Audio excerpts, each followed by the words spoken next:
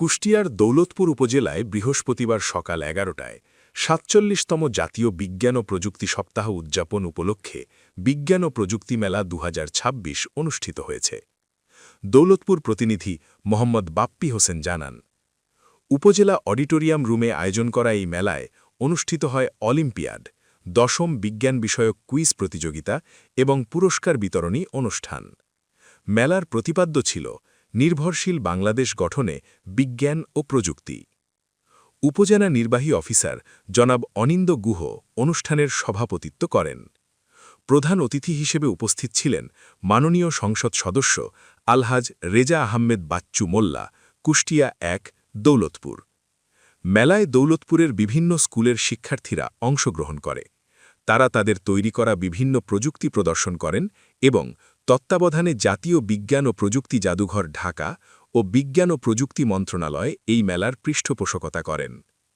উপজেলা নির্বাহী অফিসার মেলাটি পরিদর্শন করেন এবং শিক্ষার্থীদের তৈরি করা প্রযুক্তি ঘুরে ঘুরে দেখেন।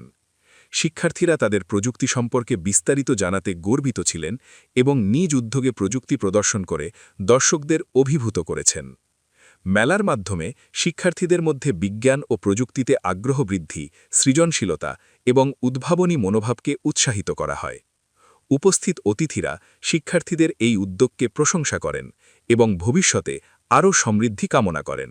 যে কার্বন ডাই অক্সাইড আমাদের পরিবেশে রয়েছে সেটি অক্সিজেন এবং কার্বন ডাই অক্সাইডকে আলাদা করে এবং এর ফলে যে মিথেন গ্যাস উৎপন্ন হয় এটি আমরা চাপ ও তাপ প্রভাবকের উপস্থিতিতে পরিশোধন করে আমরা সার হিসেবে ব্যবহার করতে পারি। এরপরে আমাদের রয়েছে গ্রিন হাউস, তার পাশে পুলিশ স্টেশন এবং এর মধ্যে হসপিটাল রয়েছে। এর মধ্যে আমাদের হলো একটা আর্থকুইক ইন্ডিকেটর আছে, যেটা যখন ভূমিকম্প হবে তখন আমাদের সেটা আমাদের সিগন্যাল দিবে।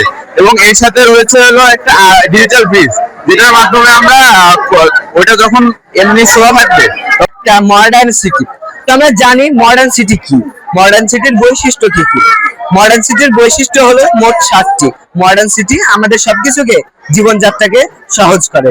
মডার্ন সিটির মধ্যে ধন্যবাদ জানাচ্ছি। আজকে ৪৭তম যে বিজ্ঞান মেলা অনুষ্ঠিত হচ্ছে, আমি মনে করি যে এই মেলার মাধ্যমে বিভিন্ন প্রতিষ্ঠান এবং ছাত্রছাত্রীদেরকে বিজ্ঞানের প্রতি অনুপ্রাণিত করা হচ্ছে এবং এই ছেলেমেয়েরা বিজ্ঞানের প্রতি বিশেষভাবে তাদের উৎসাহিত হয়ে আগামী দিনে